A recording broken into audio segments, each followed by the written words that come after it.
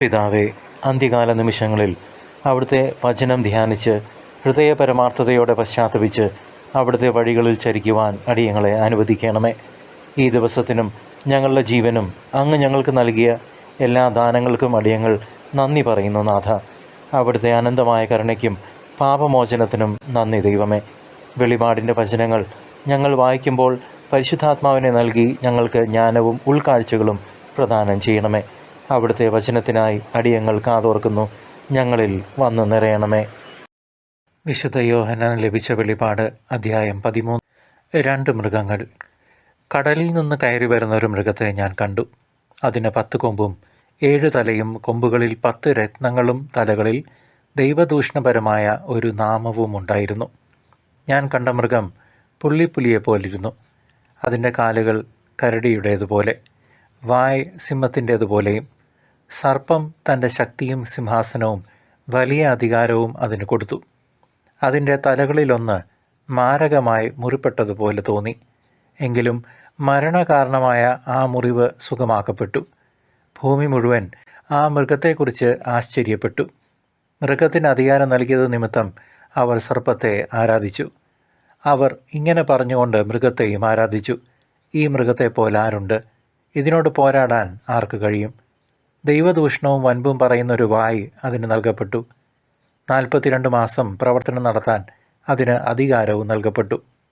ദൈവത്തിനെതിരെ ദൂഷണം പറയാൻ അത് വായ് തുറന്നു.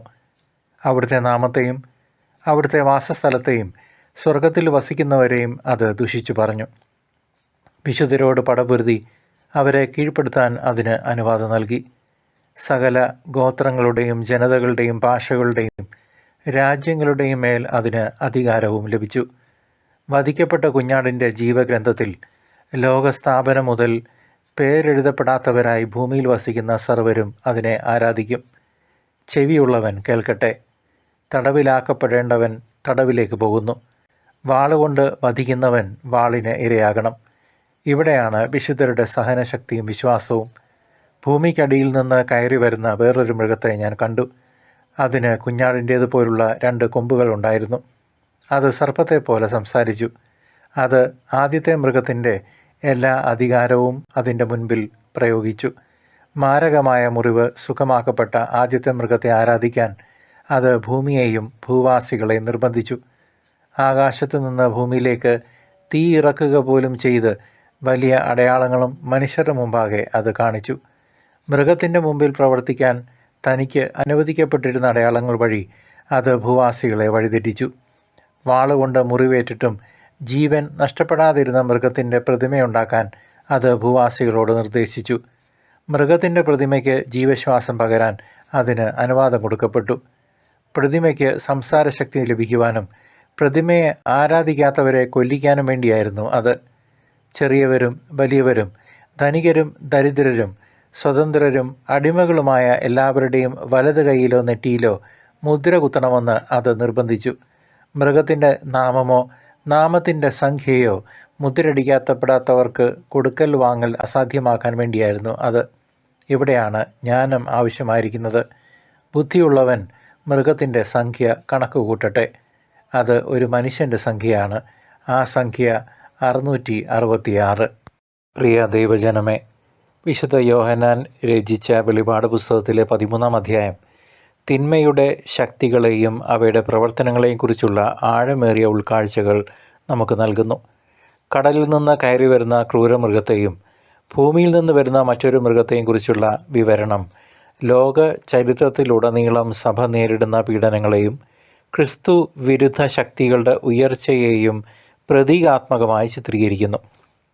ഈ ദർശനങ്ങൾ കേവലം ഭാവനാ സൃഷ്ടികളല്ല, മറിച്ച് സാത്താൻ്റെ തന്ത്രങ്ങളെയും മനുഷ്യനെ ദൈവത്തിൽ നിന്ന് അകറ്റാനുള്ള സാത്താൻ്റെ ശ്രമങ്ങളെയും തുറന്നു കാട്ടുന്ന ദൈവിക വെളിപാടുകളാണ്. മൃഗത്തിൻ്റെ അടയാളം സ്വീകരിക്കാൻ ലോകം നിർബന്ധിതരാകുന്ന അവസ്ഥ വിശ്വാസികൾക്ക് തങ്ങളുടെ ക്രിസ്തീയ വിശ്വാസത്തിൽ ഉറച്ചു നിൽക്കേണ്ടതിൻ്റെ പ്രാധാന്യത്തെ ഓർമ്മിപ്പിക്കുന്നു. ഈ അധ്യായം നമ്മെ പഠിപ്പിക്കുന്നത് തിന്മയ്ക്ക് ഒരു നിശ്ചിത കാലയളവ് മാത്രമേ ആധിപത്യം സ്ഥാപിക്കാൻ കഴിയൂ എന്നും അവസാനം ദൈവത്തിൻ്റെ പരമാധികാരം വെളിപ്പെടും എന്നുമാണ്. അതിനാൽ ഈ മുന്നറിയിപ്പുകൾ അവഗണിക്കാതിരിക്കാൻ നാം ഓരോരുത്തരും ശ്രദ്ധിക്കണം. ഈ അധ്യായം നൽകുന്ന പ്രധാനപ്പെട്ട ഒരു പ്രതിഫലനം ലോകത്തിൻ്റെ പ്രലോഭനങ്ങളിൽ വീഴാതെ ദൈവത്തോടുള്ള വിശ്വസ്തതയിൽ നിലനിൽക്കേണ്ടതിൻ്റെ ആവശ്യകതയാണ്. ആദ്യ മൃഗം ഭൗതിക ശക്തിയെയും രണ്ടാമത്തേത് മതപരമായോ സാംസ്കാരികപരമായോ ഉള്ള വഞ്ചനയെയും സൂചിപ്പിക്കുന്നു. ഈ ശക്തികൾ ചേർന്ന് യഥാർത്ഥ ആരാധനയിൽ നിന്ന് മനുഷ്യനെ, നമ്മളെ ഓരോരുത്തരെയും വ്യതിചലിപ്പിക്കുകയും തങ്ങൾക്ക് മാത്രം ആരാധന നൽകാൻ പ്രേരിപ്പിക്കുകയും ചെയ്യുന്നു. ഈ ലോകത്തിൻ്റെ സുഖസൗകര്യങ്ങൾക്കും ജഡികാസക്തികൾക്കും ലൗകിക മോഹങ്ങൾക്കും അംഗീകാരത്തിനും വേണ്ടി നമ്മുടെ വിശ്വാസം പണയം വയ്ക്കരുതെന്ന ശക്തമായ സന്ദേശമാണ് ഈ ഭാഗം നമുക്ക് നൽകുന്നത്. നമ്മുടെ ആത്യന്തികമായ വിശ്വസ്തത സ്വർഗസ്ഥനായ പിതാവിനോടും അവിടുത്തെ പുത്രനായ യേശുക്രിസ്തുവിനോടും മാത്രമായിരിക്കണം. കഷ്ടതകൾ ഉണ്ടാകുമ്പോഴും നമ്മുടെ വിശ്വാസത്തിൻ്റെ മൂല്യം നഷ്ടപ്പെടാതെ കാത്തു സൂക്ഷിക്കുവാൻ നാം ബാധ്യസ്ഥരാണ്. പ്രിയ സഹോദര സഹോദരി, ദൈവത്തിൻ്റെ തിരഞ്ഞെടുക്കപ്പെട്ടവർ പീഡനങ്ങൾ സഹിക്കേണ്ടി വരുമെങ്കിലും അവരുടെ പേരുകൾ ജീവൻ്റെ പുസ്തകത്തിൽ എഴുതപ്പെട്ടിരിക്കുന്നു എന്ന അറിവ് നമുക്ക് ഇന്ന് ആശ്വാസം നൽകുന്നു. ഈ വെളിപാടിൽ നിന്നും നാം ഉൾക്കൊള്ളേണ്ട പ്രധാന പാഠം തിന്മയുടെ ശക്തികളെ തിരിച്ചറിയുവാനും അവയ്ക്കെതിരെ ജാഗ്രത പാലിക്കാനുമുള്ള കഴിവാണ്. സാത്താൻ പലപ്പോഴും പ്രകാശദൂതൻ്റെ വേഷത്തിൽ വരാമെന്നും അത്ഭുതങ്ങളും അടയാളങ്ങളും കാണിച്ച് സത്യവിശ്വാസികളെ പോലും വഞ്ചിക്കാൻ ശ്രമിക്കാമെന്നും നാം മനസ്സിലാക്കണം. ഇത് കർത്താവ് തന്നെ പറഞ്ഞിട്ടുള്ളതാണ് പുതിയ നിയമത്തിൽ.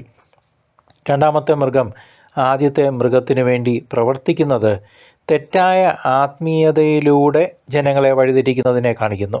അതിനാൽ എന്ത് അത്ഭുതങ്ങൾ കണ്ടാലും അത് ദൈവവചനത്തിന് അനുസൃതമാണോ എന്ന് വിവേചിച്ചറിയാനുള്ള കൃപയ്ക്കായി നാം പ്രാർത്ഥിക്കണം. ദൈവത്തിൻ്റെ യഥാർത്ഥ പ്രവാചകന്മാർ എപ്പോഴും ക്രിസ്തുവിൻ്റെ മഹത്വത്തെയാണ് ഉയർത്തിപ്പിടിക്കുന്നത്, അല്ലാതെ ലോകത്തിൻ്റെ ശക്തിയെയല്ല. ഈ തിരിച്ചറിവ് നമ്മുടെ ആത്മീയ യാത്രയിൽ നമ്മെ ശരിയായ പാതയിലൂടെ നയിക്കാൻ സഹായിക്കും. പ്രിയ സഹോദരങ്ങളെ, വെളിപാട് 13-ാം അധ്യായം ഇന്നത്തെ ലോകവുമായി വളരെയധികം ബന്ധപ്പെട്ടിരിക്കുന്നു. ആഗോളവൽക്കരണത്തിൻ്റെയും സാങ്കേതിക വിദ്യയുടെയും ഈ കാലഘട്ടത്തിൽ അടയാളം എന്ന ആശയം കൂടുതൽ പ്രസക്തമാകുന്നു. ഒരു ആഗോള ഭരണ സംവിധാനത്തിലേക്കും സാമ്പത്തിക നിയന്ത്രണത്തിലേക്കും ലോകം നീങ്ങിക്കൊണ്ടിരിക്കുന്നു എന്ന തോന്നൽ ഇപ്പോൾ വളരെ ശക്തമാണ്. വ്യക്തി സ്വാതന്ത്ര്യത്തെ ഹനിക്കുകയും ഒരു പ്രത്യേക വ്യവസ്ഥിതിക്ക് വിധേയരാകാത്തവർക്ക് സമൂഹത്തിൽ നിലനിൽപ്പ് അസാധ്യമാക്കുകയും ചെയ്യുന്ന സാഹചര്യങ്ങൾ ഉരുത്തിരിഞ്ഞേക്കാം. മാധ്യമങ്ങളിലൂടെയും വ്യാജ വാർത്തകളിലൂടെയും ഒരു പ്രത്യേക ആഹ്വാനം അടിച്ചേൽപ്പിക്കപ്പെടുന്നത് രണ്ടാമത്തെ മൃഗത്തിൻ്റെ വഞ്ചനയെ ഓർമ്മിപ്പിക്കുന്നു. ക്രിസ്തീയ മൂല്യങ്ങളെ തകർക്കാനും ദൈവത്തെ ആരാധിക്കുന്നതിന് പകരം മനുഷ്യൻ്റെ കഴിവുകളെയും നേട്ടങ്ങളെയും ആരാധിക്കാനും പ്രേരിപ്പിക്കുന്ന ഒരു സംസ്കാരം നമ്മുടെ ഇടയിൽ വളർന്നുകൊണ്ടിരിക്കുന്നു. ഈ കാലത്ത് വചനത്തിൽ അടിയുറച്ച വിശ്വാസവും പ്രാർത്ഥനയും ഇല്ലാതെ പിടിച്ചു നിൽക്കാൻ നമുക്ക് സാധിക്കുകയില്ല എന്ന് തിരിച്ചറിയണം. ഈ വെളിപാടുകൾ പഴയ നിയമ പ്രവചനങ്ങളുമായി അഭേദ്യമായി ബന്ധപ്പെട്ടിരിക്കുന്നു. ദാനിയേൽ പ്രവാചകൻ്റെ പുസ്തകത്തിൽ സമുദ്രത്തിൽ നിന്ന് കയറി വരുന്ന 4 വലിയ മൃഗങ്ങളെക്കുറിച്ച് പറയുന്നുണ്ട്. 7-ാം അധ്യായത്തിൽ അവ ലോകശക്തികളെയും സാമ്രാജ്യങ്ങളെയും പ്രതിനിധീകരിക്കുന്നു. യോഹന്നാൻ്റെ ദർശനത്തിലെ മൃഗം ദാനിയേൽ കണ്ട മൃഗങ്ങളുടെ എല്ലാം സ്വഭാവവിശേഷങ്ങൾ ഉൾക്കൊള്ളുന്ന ഒന്നാണ്. ഇത് സൂചിപ്പിക്കുന്നത് പഴയ നിയമത്തിൽ പ്രവചിക്കപ്പെട്ട അന്ത്യകാല സംഭവങ്ങളുടെ പൂർത്തീകരണമാണ് പുതിയ നിയമത്തിൽ വെളിപ്പെടുന്നതെന്ന്. പഴയ നിയമം നൽകുന്ന മുന്നറിയിപ്പുകളും ന്യായവിധികളും പുതിയ നിയമത്തിലെ വെളിപാടുകളിലൂടെ കൂടുതൽ വ്യക്തതയോടെ നമ്മുടെ മുന്നിൽ അവതരിപ്പിക്കപ്പെടുകയാണ്. ഈ ബന്ധം കാണിക്കുന്നത് ദൈവത്തിൻ്റെ രക്ഷാ പദ്ധതിയും അവിടുത്തെ പ്രവചനങ്ങളും കാലാകാലങ്ങളായി മാറ്റമില്ലാതെ നിലനിൽക്കുന്നു എന്നതാണ്. അതിനാൽ പഴയതും പുതിയതുമായ നിയമങ്ങളിലെ വചനങ്ങൾ പരസ്പര പൂരകങ്ങളായി തന്നെ വർത്തിക്കുന്നു എന്നത് ശ്രദ്ധേയമാണ്. സഹോദരങ്ങളെ, ഈ വെളിപാടുകളിൽ നിന്നും പ്രചോദനം ഉൾക്കൊണ്ട് കർത്താവിൻ്റെ രണ്ടാമത്തെ വരവിനായി നാം തികച്ചും സജ്ജരായിരിക്കണം. ലോകത്തിൻ്റെ പ്രലോഭനങ്ങളും പീഡനങ്ങളും വർദ്ധിക്കുമ്പോൾ നമ്മുടെ പ്രത്യാശ ഈ ലോകത്തിലല്ല, മറിച്ച് വരാനിരിക്കുന്ന നിത്യതയിലായിരിക്കണം. സകല വിശുദ്ധന്മാരുടെയും സഹനവും വിശ്വാസവും ഇവിടെ ആവശ്യമായിരിക്കുന്നു. അത് വെളിപാട് 13-10 നാം വായിക്കുന്ന ഒരു വചനമാണ്. ഈ കാലഘട്ടത്തെ അതിജീവിക്കാൻ നമുക്ക് സഹനശക്തിയും അചഞ്ചലമായ വിശ്വാസവും ആവശ്യമാണ് സഹോദരങ്ങളെ.